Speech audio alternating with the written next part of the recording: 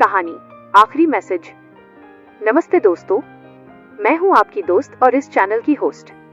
आज मैं आपके लिए लेकर आई हूं एक ऐसी दास्तां जो दिल के बहुत करीब है। प्यार, तकरार और फिर एक गहरी खामोशी। चलिए शुरू करते हैं हमारी आज की कहानी, जिसका नाम है आखिरी मैसेज। रात के 11:47 हो रहे थे। मोबाइल की नीली रोशनी में अद्वैत की आंखें थकी हुई लग रही थीं। स्क्रीन पर बस एक ही नाम बार बार चमक रहा था और वो नाम था इनायत। अद्वैत ने न जाने कितनी बार मैसेज टाइप किया कि तुम ठीक हो ना, पर हर बार एक अनजाने डर से उसने उसे डिलीट कर दिया। 3 महीने बीत चुके थे। न कोई कॉल आया, न कोई मैसेज और न ही कोई शिकायत मिली। बस एक गहरी खामोशी थी जिसने अद्वैत के सुकून को छीन लिया था। यादें अद्वैत को 2 साल पीछे ले गईं, जब जयपुर की एक मूसलाधार बारिश वाली शाम को उनकी पहली मुलाकात हुई थी। कॉलेज की लाइब्रेरी में एक छोटी सी सीट को लेकर बहस हुई थी। इनायत ने बड़े हक से कहा था कि ये सीट मेरी है और अद्वैत ने मुस्कुराते हुए पूछ लिया था कि क्या दिल भी ऐसे ही रिजर्व है। उस दिन की वो हंसी आज भी अद्वैत के कानों में गूंजती थी।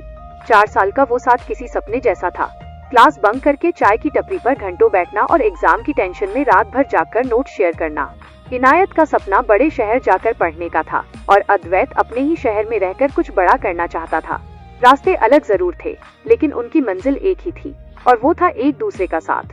प्लेसमेंट के दिन जब सबको खुशियां मिल रही थीं, तब इनके हिस्से में जुदाई आई। इनायत को दिल्ली में नौकरी मिली और अद्वैत जयपुर में ही रह गया। लोगों ने डराया कि लॉन्ग डिस्टेंस रिश्तों को तोड़ देता है, पर इनायत ने अद्वैत का हाथ थामकर यकीन दिलाया था कि अगर प्यार सच्चा हो तो दूरी सिर्फ किलोमीटर में होती है, दिल में नहीं। शुरुआत में सब ठीक था। रोज घंटों बातें होती थीं, पर फिर धीरे धीरे फासले बढ़ने लगे।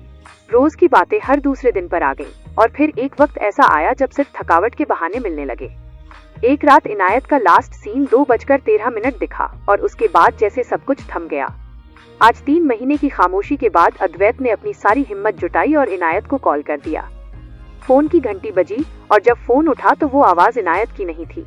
अद्वैत का दिल डूबने लगा। जब उसने कांपती आवाज में अपना परिचय दिया तो दूसरी तरफ से बस इतना कहा गया कि इनायत अब यहाँ नहीं रहती। अद्वैत का हाथ कांपने लगा और उसने पुराने चैट्स खोल लिए।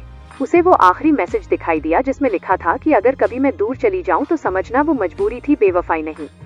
अद्वैत की आंखों से आंसू बहने लगे क्योंकि उसे समझ नहीं आ रहा था कि वो कैसी मजबूरी थी। तभी उसके फोन की स्क्रीन एक अनजान नंबर के मैसेज से चमक उठी। उसमें लिखा था कि अद्वैत, अगर तुम ये पढ़ रहे हो तो प्लीज मुझसे मिलने दिल्ली आओ। आखिरी बार। अद्वैत ने बिना सोचे समझे टिकट तो बुक कर ली, पर उसके मन में एक ही सवाल था कि ये मुलाकात उसकी अधूरी मोहब्बत को पूरा करेगी या उसे हमेशा के लिए खत्म कर देगी। जयपुर से दिल्ली तक का वो सफर अद्वैत के लिए सवालों का एक पहाड़ जैसा था। दिल्ली पहुंचते ही उसने उस अनजान नंबर पर कॉल किया। सामने से एक औरत की आवाज आई जिसने उसे दिल्ली के एक पुराने कैफे में मिलने के लिए कहा। अद्वैत जब वहां पहुंचा तो वहां इनायत नहीं बल्कि उसकी एक पुरानी सहेली खड़ी थी। अद्वैत को देखते ही उसने एक लेटर उसकी ओर बढ़ा दिया। अद्वैत की धड़कनें तेज हो गईं। उस लेटर में इनायत की हैंडराइटिंग थी। इनायत ने लिखा था कि अद्वैत, मुझे पता है तुम मुझसे बहुत नफरत कर रहे होगे, पर सच ये है कि मैं कभी तुम्हें छोड़ना नहीं चाहती थी।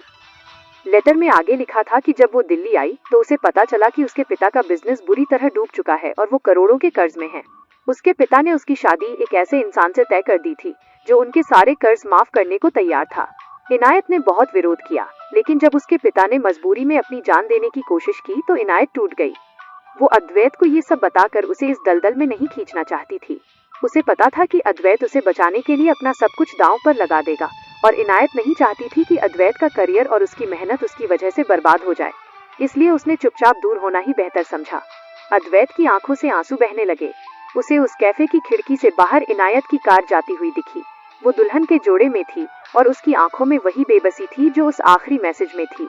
अद्वैत उसे रोकना चाहता था, चिल्लाना चाहता था, पर वो जानता था कि अब बहुत देर हो चुकी है। इनायत ने अपनी मोहब्बत की बलि अपने परिवार के लिए दे दी थी। अद्वैत के पास अब बस वो आखिरी मैसेज था। उसने समझ लिया था कि कभी कभी दूरियां बेवफाई की वजह से नहीं बल्कि अपनों के बोझ को उठाने की मजबूरी में पैदा होती हैं। समापन। दोस्तों, कभी कभी जिंदगी हमें ऐसे मोड़ पर खड़ा कर देती है जहां हमें अपने प्यार और अपने परिवार में से किसी एक को चुनना पड़ता है। इनायत का फैसला सही था या गलत, ये तो वक्त बताएगा, पर उसकी मोहब्बत आज भी उस आखिरी मैसेज में जिंदा थी। अगर आपको अद्वैत और इनायत की ये कहानी पसंद आई हो तो इसे लाइक करें और कमेंट में बताएं कि क्या अद्वैत को इनायत को रोक लेना चाहिए था। ऐसी ही और भी जज्बाती कहानियों के लिए हमारे चैनल को सब्सक्राइब जरूर करें और बेल आइकन को दबाएं ताकि आप हमारी अगली कहानी मिस न करें। अपना ख्याल रखें।